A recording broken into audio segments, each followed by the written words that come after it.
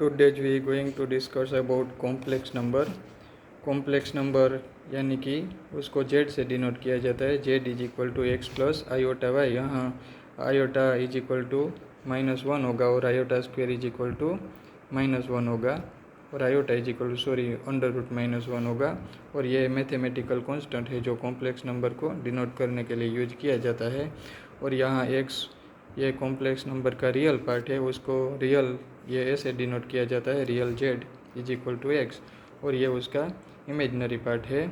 और ये complex number को हम ये कोऑर्डिनेट एक्सिस का यूज करके भी ऐसे रिप्रेजेंट कर सकते हैं। मान लो कि कोई p हमारा पॉइंट p कॉम्प्लेक्स नंबर है x प्लस आयोटा वाई, और ये जो वर्टिकल लाइन है वो इमेजनरी लाइन ली जाती है y एक्सिस, और ये जो x एक्सिस है हॉरिजॉन्टल एक्सिस उसे रियल लाइन ली जाती है।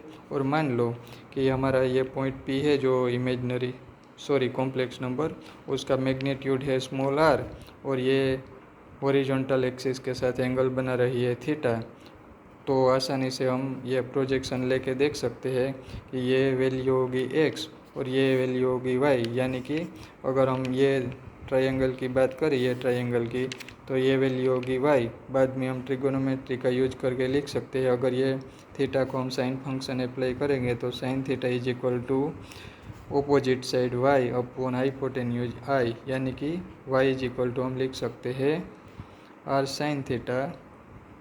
और ऐसे ही हम ये थीटा एंगल को कोस फंक्शन अप्लाई करेंगे तो cos theta is equal two adjacent side यानी कि x अपॉन हाइपोटेन्यूज r, यानी कि x इज इक्वल टू होगा r साइन थीटा।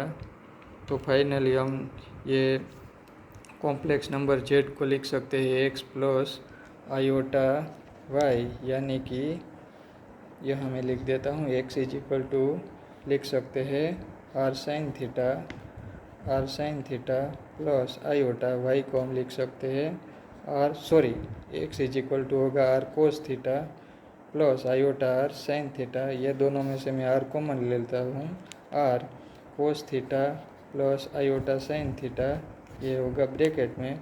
और ये जो सारा का सारा ब्रैकेट में है ये आइलर्स फार्मूला के अकॉर्डिंग होगा e आयोटा थीटा, यानी कि कॉम्प्लेक्स नंबर z को हम लिख सकते हैं z इज इक्वल टू उसका मैग्नीट्यूड r और e आयोटा थीटा।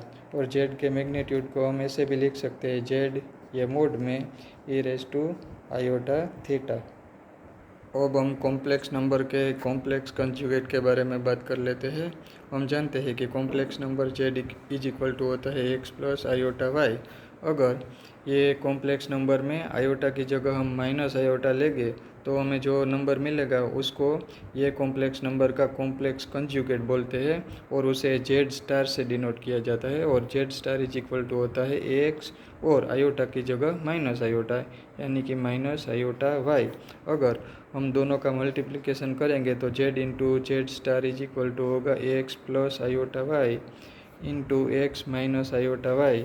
और ये दोनों का मल्टीप्लिकेशन हम देख सकते हैं होगा x square plus y square, यानी कि z इंटू जेड स्टार, यानी कि किसी भी कॉम्प्लेक्स नंबर को उसके कॉम्प्लेक्स कंजुगेट से मल्टीप्लाई करने पर हमें z स्क्वायर मिलता है।